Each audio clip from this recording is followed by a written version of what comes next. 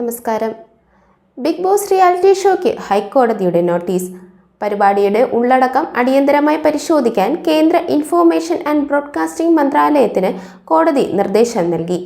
Malayalam 6ാം season സംരക്ഷണവുമായി ബന്ധപ്പെട്ട ഹർജിയിലാണ് ഹൈക്കോടതിയുടെ ഇടപെടൽ.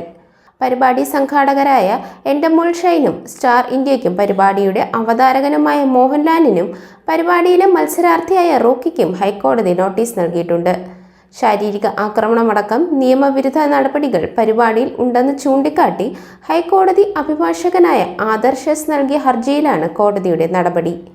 1995 cable television network act, 1952 cinematograph act എന്നീ വ്യവസ്ഥ ചെയ്യുന്ന ചട്ടങ്ങളുടെ ലംഘനമാണ് Bigg Boss Malayalam reality show എന്നും ഹർജിക്കാരൻ കോടതിയെ അറിയിച്ചു. ടെലിവിഷൻ നെറ്റ്വർക്കുകൾ നിയമപ്രകാരം അന്തസ്സിനെ വ്രണപ്പെടുത്തുന്ന ഉള്ളടക്കം, അതുപോലെ ആക്രമണം സംപ്രേഷണം ചെയ്യുന്നതിനും നിരോധനമുണ്ട്.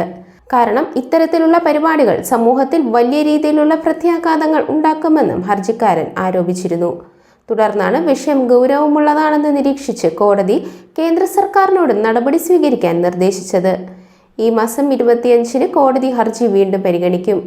Justice A Muhammad Mustaque, M A. Abdul Hakeem എന്നിവരടങ്ങിയ ബെഞ്ചാണ് ഹർജി പരിഗണിച്ചത്.